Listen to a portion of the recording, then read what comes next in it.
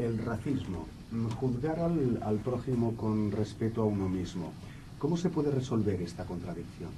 Que la tenemos ciertamente, ¿no? La tenemos todos, pero no se puede resolver de manera racional y mecánica. Es un asunto de tiempo. Fundamentalmente la solución es conocida. Es cuando los otros desaparecen como otros para ser concebidos en la mente como los mismos, como iguales. Y eso es el producto de un largo, profundo trabajo pedagógico y de tiempo. Hay que dar tiempo al tiempo. Es aquello que llamaba Freud la inquietante extrañeza del prójimo. La inquietante extrañeza del prójimo, pero Freud también tenía otra palabra que hay que añadir a esa otra frase, porque permite, digamos, superar esa inquietud. Freud denunciaba lo que él llamaba el narcisismo de las pequeñas diferencias. Muy claro, muy singular.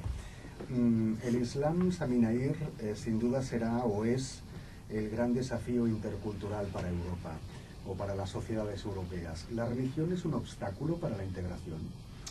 El Islam será y es un desafío, un reto, y en mi opinión puede ser una suerte si se transforma en un elemento de la civilización europea integrándose en el sistema de valor de Europa, o sea, en el sistema de valor de la secularidad europea. Si respeta a los derechos humanos, si acepta la igualdad entre los géneros, será fundamentalmente algo positivo y obligará a la sociedad occidental de occidentalizarse, salir del eurocentrismo cultural para abrirse a otra cosa. Será un peligro si no acepta esas reglas, esas pautas sobre las cuales no hay que negociar. Lo que seguramente no funciona desde el país de acogida es lo que se está haciendo en muchos países, que es menospreciar o abandonar las religiones de fuera, y lo que se hace de forma indirecta es provocar o alimentar el integrismo, ¿no? Por supuesto, todo eso favorece fundamentalmente el integrismo político en Occidente y el integrismo religioso por otra parte, del otro lado. Y eso es un peligro para todos. Hablando de integrismo, esto del Corán tiene muchas interpretaciones interesadas, como el caso del uso del velo. Por ejemplo, lo manda el profeta, falso. Es falso sin ser falso, porque el profeta, hay 8 ocurrencias sobre el velo en el Corán. Y esas ocurrencias, todas las ocurrencias, tienen que ver con un hecho particular. No son enunciados universales. No dice sobre el velo, eso es la ley. No, ocurrencias particulares. Por ejemplo, la más conocida es cuando su mujer salió y un hombre la acosó. Y entonces ella volvió a casa y le dijo, este hombre me acosó, hay que reaccionar contra él. Y dijo, no, tú te has vestido de tal manera que evidentemente has atraído su mirada. Si no quieres que te acosen, tienes que vestirte de otra manera. O sea, hay una larga, profunda discusión sobre este tema. Pero fundamentalmente lo que hay que entender es que todas estas cuestiones de velo y de vestimenta son absolutamente secundarias a la hora de definir lo que es una religión, tanto como no podemos hoy en día juzgar el cristianismo únicamente a través de la Inquisición o a través de la declaración del Papa sobre los condones. Sería una parte y no el todo, ¿no? Sea como sea, la práctica religiosa debe ser un uso privado. Usted defiende que no se practique en el espacio público. ¿La calle es espacio público? La calle es espacio privado. Y es espacio privado en el sentido de que en la calle el Estado deja a la gente hacer lo que quiere. Pero al mismo tiempo es espacio público en el sentido de que el Estado pide a la gente no andar desnuda, no enseñar su sexo en la calle.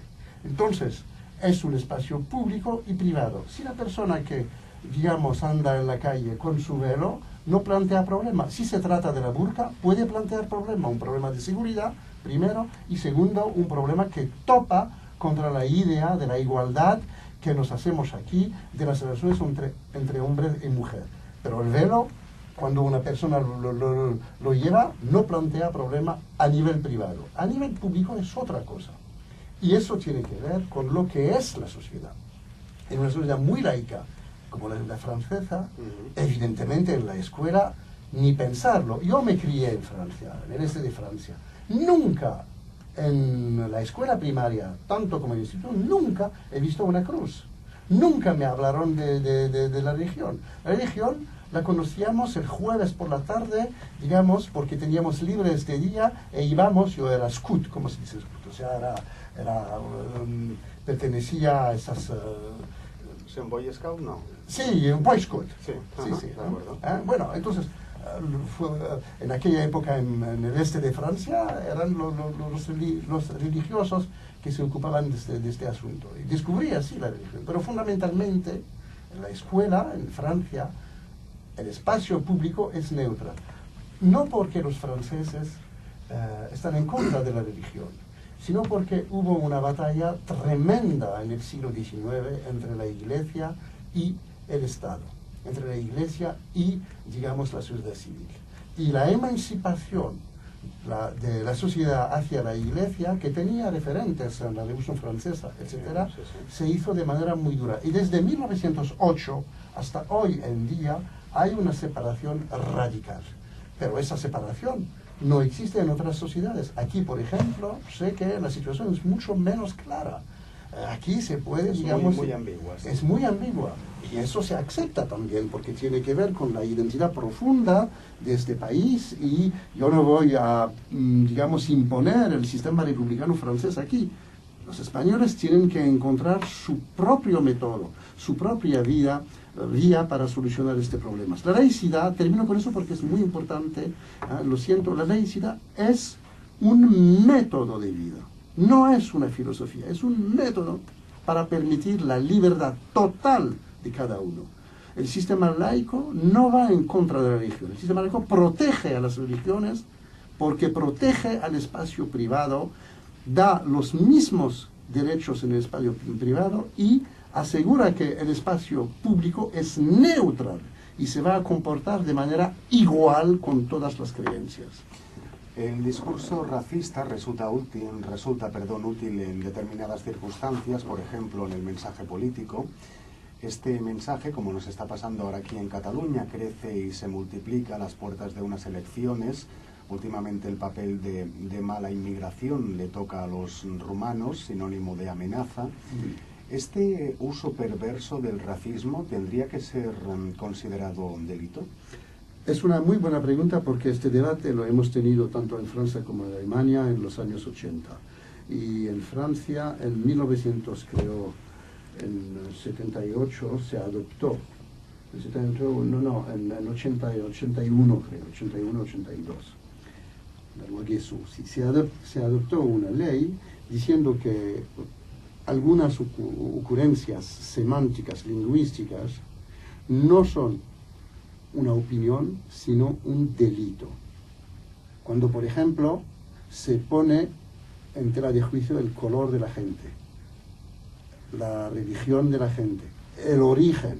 La tradición republicana francesa está en contra de la idea de origen. No queremos saber cuál es la origen, no determina a la persona. El hecho de que uno sea marroquí o sea argelino y que sea al mismo tiempo delincuente, no tienen nada que ver estas dos cosas. Entonces, eso es un delito. Cuando se juega a la frontera, digamos, del origen, de la confesión, del nombre y al mismo tiempo de un delito penal, eso aquí sí que es un delito.